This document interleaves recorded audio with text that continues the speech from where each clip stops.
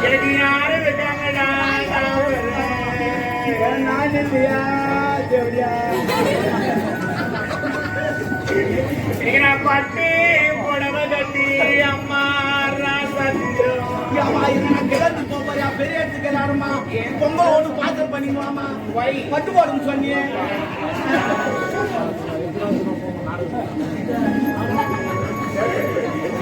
பட்டு புடவை கட்டி நான் பிறந்த பட்டணத்தை சமாதி கலந்து சமாதி அண்ணா சமாதி ஜெயலலிதா சமாதி பார்க்க போறியா பட்டணம் என்றாது அண்ணா வேற என்ன நான் பிறந்த ஊரா அது ஊருன்னு சொல்ல கிராமம் சொல்ல பட்டணம் சொல்லப்படாதப்பா இன்னைக்கு நான்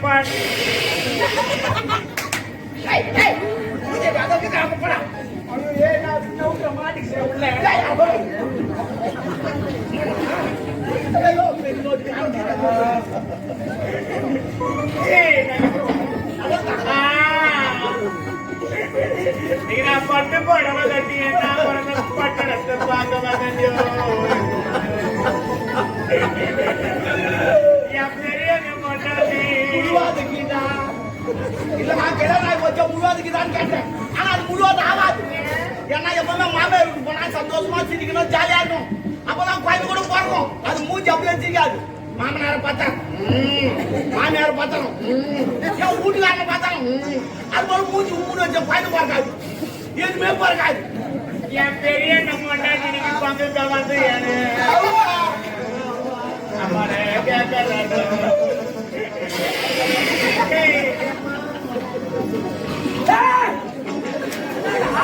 அது ஒன்று ஆமா வந்துச்சு இடல திரும்பி என் பெரிய பொண்டாட்டி பகுதி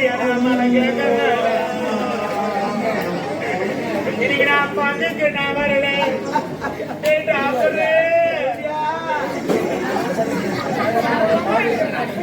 அம்மா பிறகு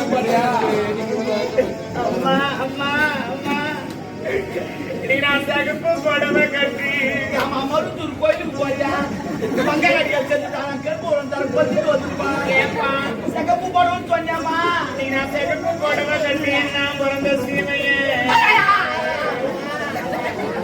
தாலி அறக்கும் அச்சுரு சுத்தமா எங்க பாடும் போது ஊழ்ற ஊழ்ற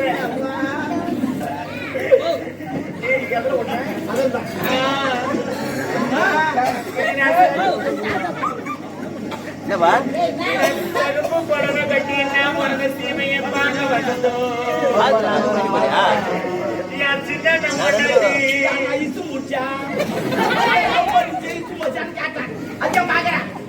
சின்ன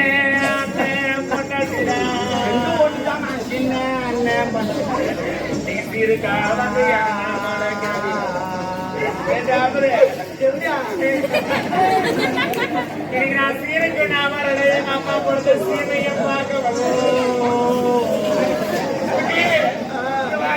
குட்டி குட்டின்றா என்ன பால் ஊத்துக்கிறியா என் டீ குச்சா புத்தம் தலை சுத்து அது சொன்னேன்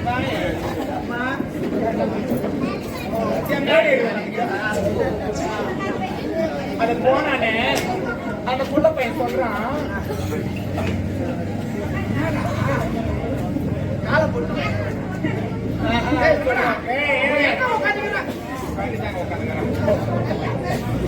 அது போன புள்ள பையன் அவன் சொல்றான் நீ போகும்போது நீ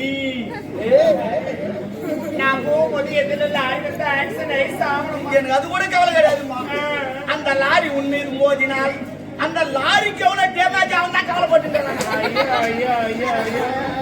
நான் பயிரெடுத்து சொல்றேன் நன்னாவே இருக்க மாட்டேன் யார் ராவா குடிச்சானா ராவா குடிச்சாங்க சில பேர் குடிக்க குடிச்சு காய்ச்சி நடக்கிறாங்க எப்பவுமே சொல்றேன் குடிக்க தெரியாம குடிக்காதீங்க எது குடிக்கலாம் எந்த வேலையெல்லாம் கத்துன்னு தான் செய்யணும் விசுவா குடிச்சு குடிங்க அப்புறம் வெயில் ஊப்பி போது அது ஊப்பி போது நியாயம் எடுத்துக்கிறீங்க அவன் கரெக்டா தான் விற்கிறான் நீங்க தான் குடி தெரிய குடிச்சுக்கிறீங்க நீங்க குடிச்சுட்டு வந்துறீங்க பொம்பளைக்கு என்ன பண்ணுவாங்க ஆஸ்பத்திரி கைமா ஊருக்கு கைமா அவங்க தள்ளி கிடக்குறாங்க. அதனால எப்படி குடிக்குது ஏதா குடிக்குது நான் சொல்லித்தரேன், எல்லாம் கத்துங்க. முதல்ல நீ கத்துக்கு போய் வீட்டுக்காரர் சொல்லி கொடுங்க. கடை ஒரு பட்டை வாங்கி சொல்லுங்க, அதை வச்சுட்டு பாதி கிளாஸ் ஊத்த சொல்லுங்க, ஊத்திட்டு பாதி வைக்க சொல்லுங்க. 2 நாள் பார்த்து குடிக்க சொல்லுங்க. அன்னைக்கே குடிச்சுவானா வெயில் உப்பி போடும் வச்சுட்டு அப்படியே தண்ணி ஊத்திட்டு கலந்துட்டு அப்படியே குடிக்க கூடாது. அங்கதான் தப்பு பண்றீங்க. கடைக்கு போய் மஞ்சா வாய்ப்பு வாங்கி வந்து அது தோலை உரிச்சிட்டு உள்ளக்கார சொல்லி எடுத்து போட்டுங்க. தேவையில்ல போய் பார்த்து சக்கரை நோய் கேட்காம தேவையில்லை. இந்த தோலை மட்டும் ஒரு கையில எடுத்து சொல்லுங்க, இந்த கலந்த கிளாஸ் ஒரு கையில எடுத்து சொல்லுங்க. அது தோலை உள்ள விட்டு 2 ஆட்டு ஆட்டி எடுங்க. ஆட்கள்லாம் கலந்து தோல்ல போடும், சரக்கு சுத்தமா இருக்கும். குச்சிக்கின்னு வச்சுக்கா, உனக்கு 120 வயசு கேரட் நான் தரேன்.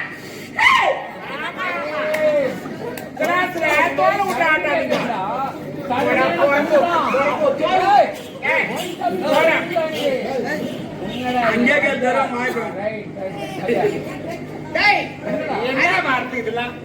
ஒரு அடக்கம் இல்ல. எது தயவு செய்து குடிக்காதீங்க. குடிக்கிறதுனால என்ன யூஸ்? ஆபத்து வந்தது சொல்றேன் நானு.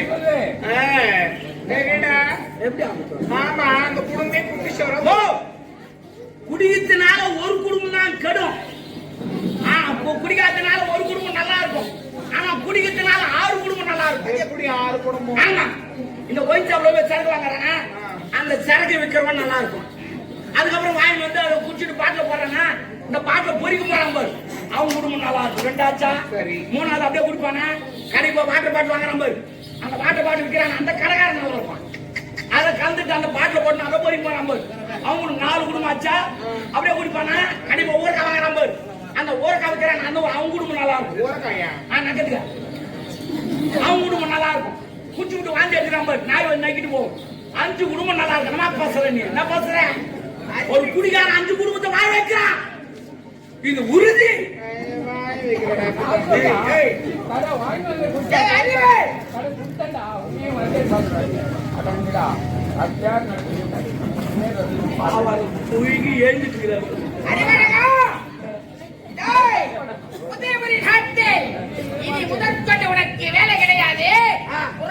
எனக்கு தெரியுமா? எனக்கு தெரியும். எனக்கு வேலை வைக்க மாட்டேங்குது, செத்து போறீங்கன்னு தெரியும். எப்படின்னு கேட்டா, பாவம் ஒரு பொம்பளை பாய்பா வித்துன்னு வச்சு அதை கிளம்ப பண்ணி மூளை ஓட்ட உட்கார வச்சுக்கிறேன். அவன் ஒன்னும் கேள்வி கேட்க வந்தான், அவனாச்சு தெரிஞ்சுனேன். அவன் பேசியா சா வச்சுட்டான். இந்த அப்படி அடிச்சா தெரிஞ்சுக்கும். சொந்த காரியம் ஒரு பண்றீங்கன்னா நான் சாதாரண வேலைக்காரன், என்ன தெத்து மாடி என்ன நிச்சயம். ஆனா நானே கவர்மெண்ட் வேலை விட்டு போறேன், ராஜினாமா பண்றேன். 2 லட்சம் ரூபாய் அக்கௌண்ட்ல 2 லட்சம் ரூபாய் அக்கௌண்ட். நீ செய்த வேலைக்கு நீ துண்ண தீடிக்க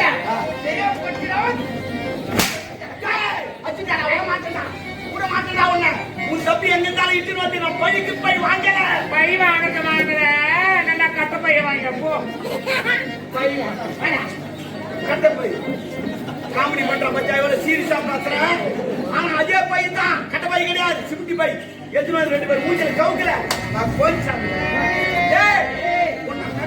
ஏசி ஆஸ்பத்திரியில பாக்குறேன். நான் தானே முதல்ல அவளை பார்த்தேன். அதான் நான் தான் முதல்ல போறேன். நீ 2வது வா, 3வது ஒரு ஆளுக்குறான் தோரா பூச்சி வாங்கடா.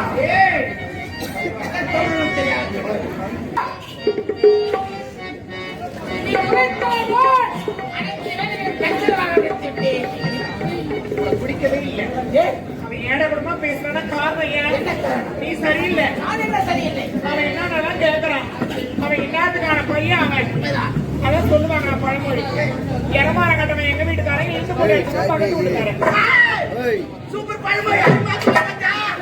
போய்கிட்டே கேட்டு ஓடியாங்க. நான் அது மாதிரி எனக்கு அந்த மாதிரி சொல்றேன். இடமான கட்டவன் எங்க வீட்டுக்காரன், இது போட்டு வச்சா பக்கத்து வீட்டுக்காரன். அப்ப இடமான கட்டவன் நீ, பக்கத்து வீட்டுக்காரன் நானா?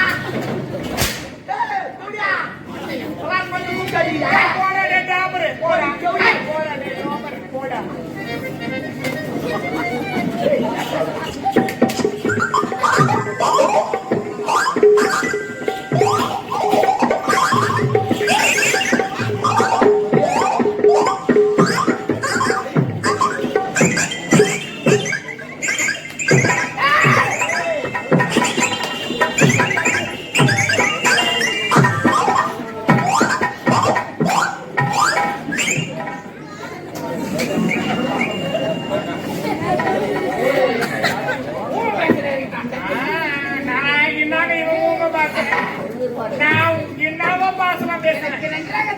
உன்னை பற்றி இதுதான் எனக்கு சந்தோஷமாக இருக்கிறது. எனக்கு கஷ்டமா இருக்கு. ஏன் கண் கலங்குகிறாய், கண்ணீர் வடிக்கிறாய்? தெருவுல போக முடியல. ஏன் என்ன எல்லாரும் ஒரு மாதிரி பேசுறாங்க. எதற்காக? இன்னும் தாலியே கட்டை இந்த ஆட்டு போடுறோம். தாலி கட்டின என்ன ஆட்டு போடுவாங்கன்னு பொம்பளைங்க சொல்றாங்க. பிறகு இந்த ஆம்பளைங்க எல்லாம் சொல்றாங்க ஏதோ போது படுற லைசன்ஸ் இல்லாத மாடு, ஏதோ போது படுற புறம்போக்கு. உன்னை பார்த்தா கூலெல்லாம் சிரிக்கிறான். அவன் தம்பி மாதிரி இருக்கிறான். அவனே என்ன பார்த்து ஒரு நக்கலா சிரிக்கிறான். நையாண்டித்தனமா இருக்கிறான். சுபாய், இதற்கே கண் கலங்குகிறாய்? அவர்கள் ஏன் அப்படி பேசுகிறார்கள் தெரியுமா? நீ ஒரு தெருவீதியில் நாட்டியம் ஆடிக்கொண்ட ஒரு நாட்டியக்காரி. உதயவரி நாட்டுக்கு மகாராணியாக போரை பொறாமையில் பேசுகிறார்கள். பேசுபவர்கள் பேசட்டும், தூட்டுபவர்கள் தூட்டட்டும். அதை பற்றி நமக்கு கவலை கிடையாது. கவலை இல்லைன்னா சொல்லக்கூடாது. பிறகு அவங்க பேசுறாங்கன்னா அவங்க பேசுற அளவுக்கு நீங்க தான் அடுத்தது. சரி, அதற்கு நான் என்ன செய்ய வேண்டும்? தாலி கட்டுங்க. இவ்வளவுதானே? இப்பொழுதே கடைவீதி செல்கிறேன். உனக்கு எத்தனை சபதத்தில் மாங்கல்யம் வாங்கி வர வேண்டும் போட்டலையே? எனக்கு இந்த புது தாலியெல்லாம் கட்டினா பிடிக்காது. தெரு தெருவா அழிப்போட வாழைப்பழம் நம்ம ரோஜா என்ன வார்த்தை வைக்கிற? ஆஃபருங்க. விமலா, என்ன வார்த்தை இப்படி வளர்த்து விட்டாய்? அவளுடைய வார்த்தையை பார்க்க கூடாது, அவளுடைய பேச்சையை கேட்க கூடாது. மூளையில் முக்காலிக்கு வைத்திருக்கிறேன்.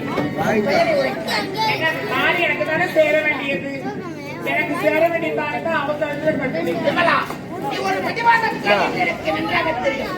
ஒரு பொருள் மீது ஆசை வைத்து விட்டால் அந்த பொருளை அடைத்தே தருவாய். ஆகையால் இதற்கு நான் என்ன செய்ய வேண்டாம்? தாலி அடுத்த வளர்த்து கட்டுங்க. இவ்வளவுதானே? இப்பொழுது அரண்மனை செல்கிறேன். ரோஜாவை சந்திக்கிறேன். சாகசமாக பேசி ரோஜா வனத்தில் இருக்கும் மங்கலத்தை அறுத்து இந்த அந்தரங்க காதலை கழுத்தில் கட்டுகிறேன். புறப்படுகிறேன். வர வேண்டும் என்று உன் மனம் துடிக்கிறது. அழைத்து செல்ல வேண்டும் என்று என் மனம் துடிக்கிறது. இருவரும் புறப்படலாமா? எனக்கு எப்படி தெரிவாயிருக்கிறது? அன்று உரைத்தேனே, காலம் இருக்கு வர இலைகள் உதிராது. இவளா எனக்கு வர இந்த உதவி நாடு